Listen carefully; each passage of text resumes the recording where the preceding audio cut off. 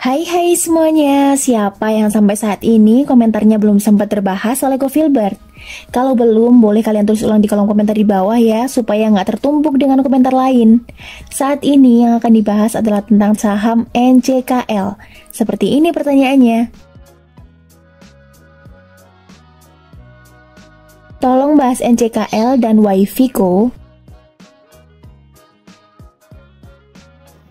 Halo semua, kembali lagi bersama saya Filbert dari komunitas Filbert Game Plan.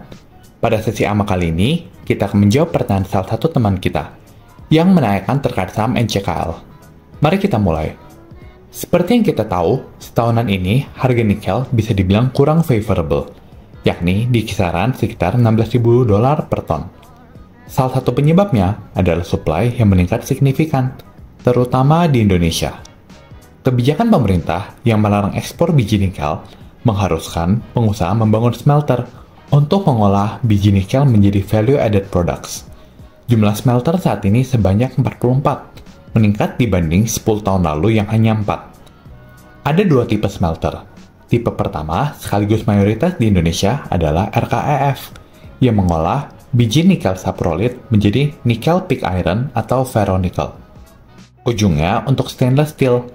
Tipe kedua adalah HPAL, di mana bisa dibilang cukup langka di Indonesia dan secara profitabilitas lebih tebal. Proses ini mengolah biji nikel limonit menjadi MHP yang merupakan bahan baku baterai EV.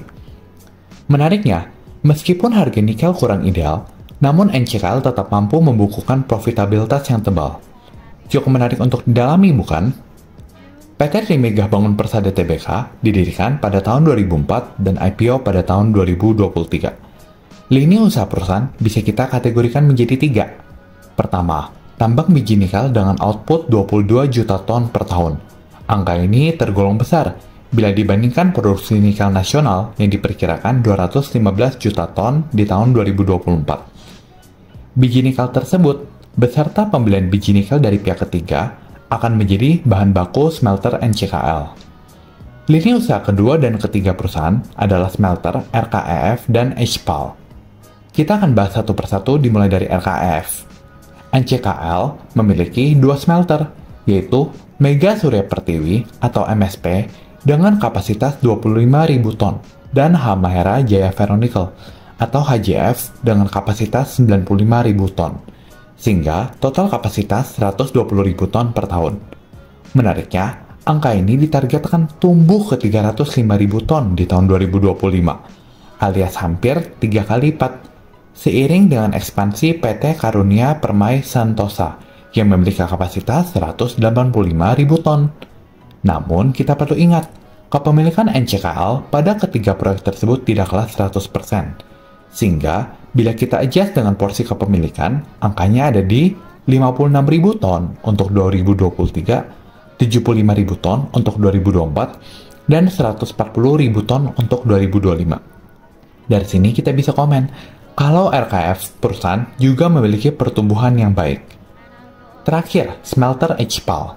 NCKL memiliki kepemilikan pada dua HPAL. Yang pertama, HPL dengan kepemilikan 45% dan kapasitas produksi 55.000 ton per tahun. Yang kedua, ONC dengan kepemilikan 10% dan kapasitas produksi 65.000 ton per tahun. Sehingga totalnya 120.000. Di akhir 2024, perusahaan membayarkan 2,2 triliun untuk menambah kepemilikannya di ONC dari 10% menjadi 20%. Bila kita sesuaikan dengan porsi kepemilikan, maka efektifnya ada di 25.000 ton untuk 2023, 32.000 ton di 2024, dan 38.000 ton di 2025. Pertumbuhannya cukup oke juga.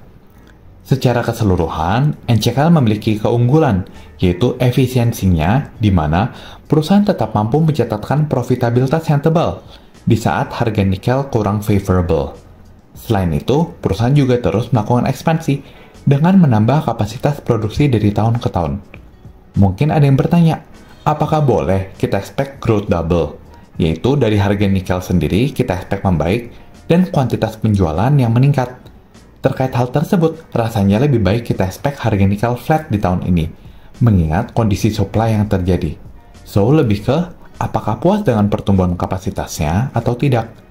Secara valuasi, saat ini perusahaan diperdagangkan di PER 7 kali dan PBV 1,6 kali. Oke, sekian untuk video kali ini, semoga bermanfaat, dan bila kalian ingin request saham apa, silahkan leave di komen ya. And see you guys in the next video. Bye-bye!